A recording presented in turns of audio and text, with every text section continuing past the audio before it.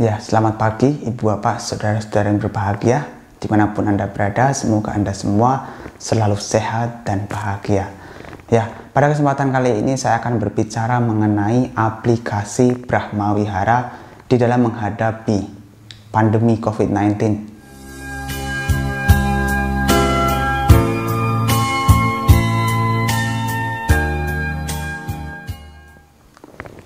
Ya, seperti kita tahu bahwasanya dalam agama Buddha diajarkan tentang 4 kediaman luhur atau 4 kediaman agung yang lebih dikenal dengan istilah Brahmawihara.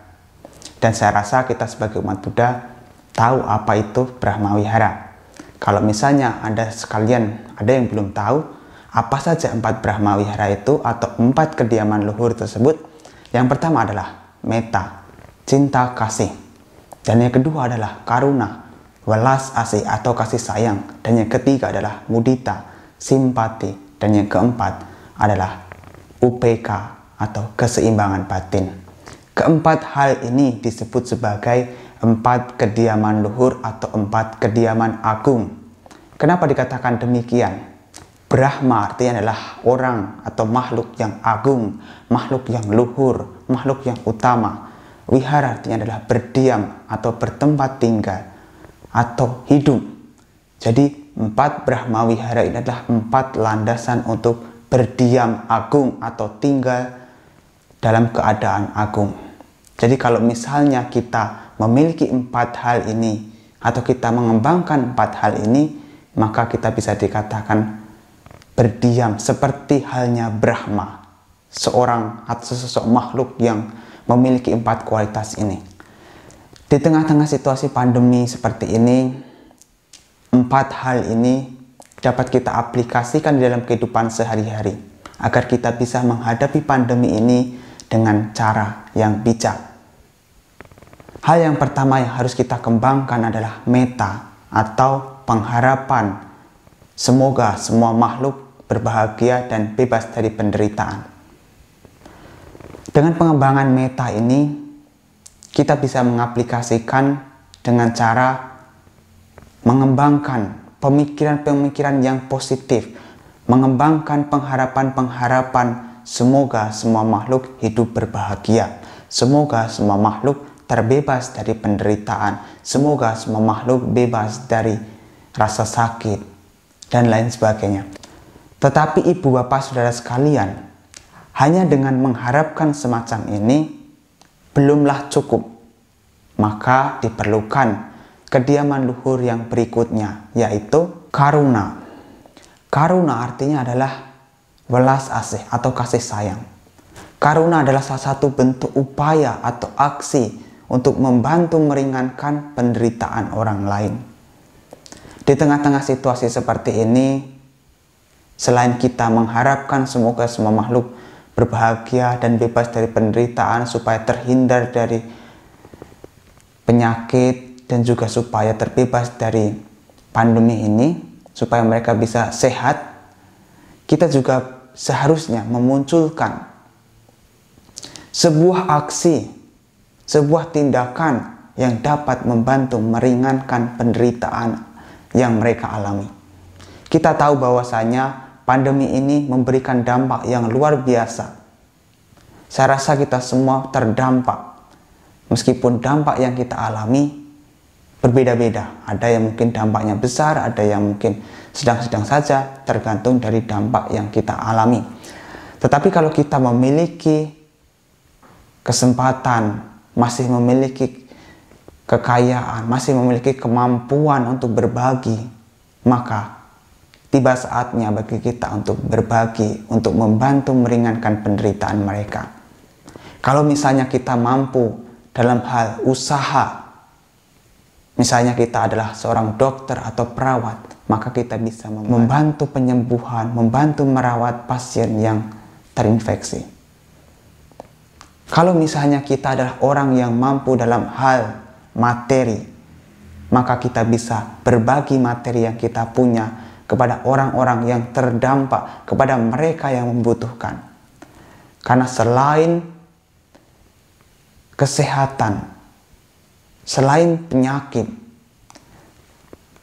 pandemi ini atau COVID-19 ini menyebabkan banyak orang kehilangan pekerjaan, sehingga kehidupan mereka menjadi sulit, bahkan untuk makan saja sangat tidaklah mudah.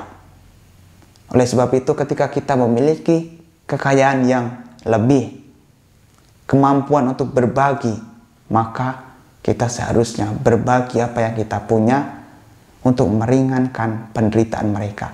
Itulah salah satu bentuk dari aksi yang kita sebut sebagai karuna, welas asih, yaitu salah satu upaya untuk membantu meringankan penderitaan orang lain.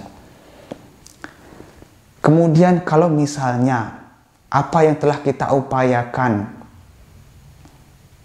ternyata membuahkan hasil, yang tadinya kesusahan menjadi terbantu, yang tadinya sakit menjadi tersembuhkan, maka pada saat itulah kita perlu yang namanya mudita, atau bersimpati atas keberhasilan orang lain.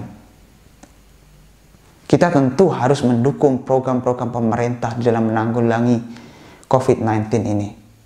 Dan kita juga perlu menaati apa yang sudah dianjurkan oleh tim medis.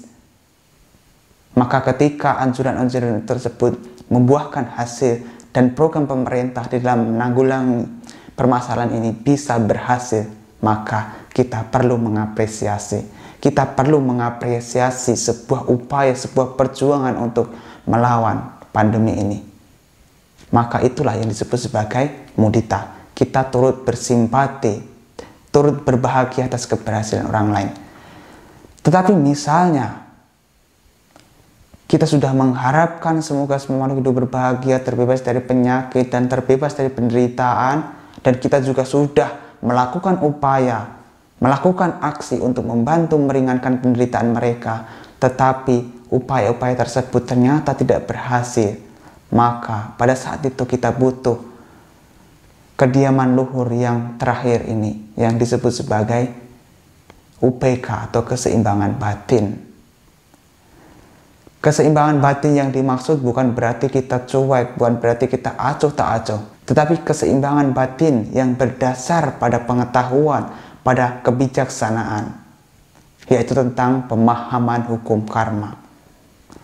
Pemahaman hukum karma membantu kita untuk bisa menghadapi situasi seperti ini, karena kita tahu bahwasanya setiap orang adalah pemilik dari karma mereka masing-masing. Setiap orang adalah pewaris dari karma mereka masing-masing. Setiap orang terlahir, berkerabat, dan bergantung pada karma mereka masing-masing. Perbuatan apapun yang mereka lakukan, entah itu perbuatan yang baik atau perbuatan yang tidak baik, perbuatan itulah yang akan diwarisinya. Dengan pemahaman seperti ini, maka kita bisa menghadapi pandemi ini dengan baik. Kita bisa menghadapi situasi ini dengan cara yang bijak. Karena tidak semua yang kita upayakan pasti akan membuahkan hasil. Dan tentu saja, di saat kita menghadapi situasi di mana upaya yang kita lakukan ternyata tidak membuahkan hasil, di sana perlu yang namanya keseimbangan batin. Keempat hal ini atau keempat kediaman luhur ini dapat kita aplikasikan dalam kehidupan kita sehari-hari di dalam upaya menghadapi COVID-19 ini. Pertama, yang ingin saya tegaskan, bahwasanya kita perlu yang namanya pengembangan cinta kasih. Kita mengharapkan semoga semua makhluk hidup berbahagia.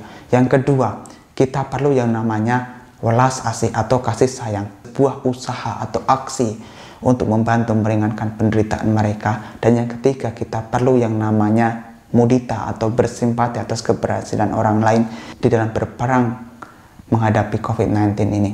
Dan yang keempat, apabila upaya-upaya yang kita lakukan ternyata tidak membuahkan hasil, maka kita perlu yang namanya keseimbangan batin atau UPK. Kita seimbang atau menerima keadaan, menerima kenyataan, tetapi berdasar pada pemahaman tentang hukum karma. Jadi, di saat kita memahami bahwasanya apa yang kita upaya ternyata tidak membuahkan hasil sesuai dengan apa yang kita inginkan, maka pada saat itulah UPK atau keseimbangan batin saat kita butuhkan. Tetapi UPK yang dimaksud adalah UPK yang berdasar pada pemahaman yang benar, berdasar pada kebijaksanaan, yaitu pemahaman tentang hukum karma. Oleh sebab itu saudara sekalian, penerapan 4 hal ini atau 4 kediaman luhur ini akan sangat membantu kita di dalam menghadapi pandemi COVID-19. Semoga apa yang kita upayakan membuahkan hasil, tetapi kalau apa yang kita upayakan ternyata tidak membuahkan hasil, semoga kita bisa siap menerima apapun yang terjadi.